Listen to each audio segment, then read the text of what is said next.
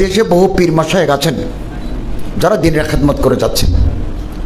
হযরত মৌলানা আব্দুল জব্বার সাহেব নফরাল্লাহু মারকাদাহু সারা বাংলাদেশে মসজিদ স্থাপন করেছেন, মানুষকে নামাজমুখী করেছেন, আবার মসজিদ কেন্দ্রিক গবেষণা কেন্দ্রও করেছেন। কেবল সমতলে নয়, পাহাড়ের ভিতরেও মায়ুনির মতো জায়গায়।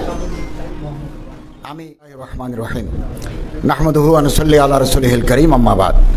বাইতুশ শরফ ইসলামী গবেষণা কেন্দ্র ঢাকা কর্তৃক আয়োজিত রাসূলুল্লাহ সাল্লাল্লাহু আলাইহি ওয়াসাল্লামের ভালোবাসা ও সুন্নাতের অনুসরণে জীবন গঠন শীর্ষক সেমিনারের মহতরম সভাপতি, প্রাবন্ধিক চট্টগ্রাম বিশ্ববিদ্যালয়ের সাংবাদিকতা গণযোগাযোগ বিভাগের সাবেক সভাপতি ডক্টর মোহাম্মদ শহীদুল্লাহ, মৌলানা ঈসা শাহিদি সাহেব, বিভিন্ন বিশ্ববিদ্যালয়ের প্রফেসরবৃন্দ, ওলামায়ে কেরাম, দিনদার মুসলমান ভাইয়েরা, আমি অত্যন্ত ক্লান্ত।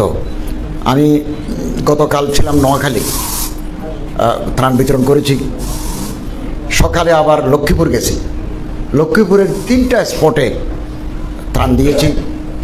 ঘর নির্মাণ করছে বিভিন্ন এনজিও প্রতিষ্ঠান, টিনের ঘর, ওটাও উদ্বোধন করলাম।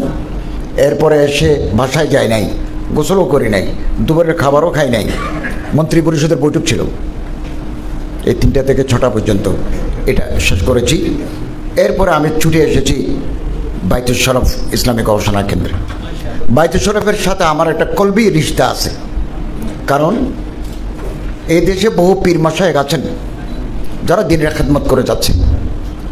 হযরত মৌলানা আব্দুল জব্বার সাহেব নফরাল্লাহু মারকাদাহু সারা বাংলাদেশে মসজিদ স্থাপন করেছেন, মানুষকে নামাজমুখী করেছেন, আবার মসজিদ কেন্দ্রিক গবেষণা কেন্দ্রও করেছেন। কেবল সমতলে নয়, পাহাড়ের ভিতরেও মায়ুনির মতো জায়গায় আমি ভিজিট করেছি, রাত্রে ছিলাম ওখানে। এ পাহাড়ের ভিতরে পাহাড়িদের মাঝে ইসলামিক কালচার, ইসলামিক মূল্যবোধের বিকাশে তিনি গুরুত্বপূর্ণ অবদান রেখে গেছেন।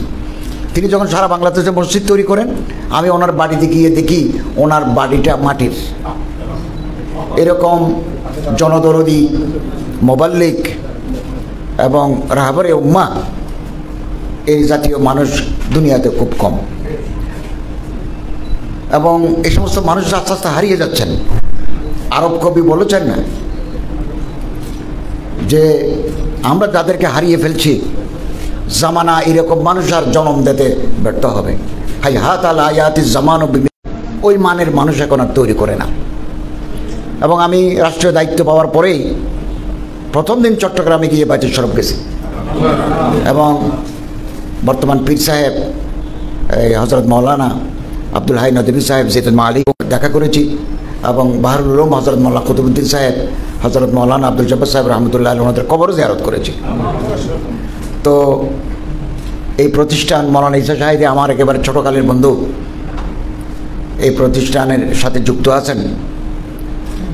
আমি আশাবাদী আগামী দিনে, এবং বাইতুশ শরফের বিরাট অবদান আছে। যখনই কোনো দুর্যোগ, কোনো প্রাকৃতিক বিপদ আসে, বাইতুশ শরফের পক্ষ থেকে সাহায্যের হাত দুঃখী দুর্গত মানুষের প্রতি প্রসারিত হয়।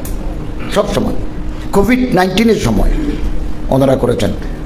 বিপন্ন মানবতার পাশে বাইতুশ শরফ থাকে, এই জন্য বাইতুশ শরফের প্রতি আমাদের আন্তরিক মহাব্বত।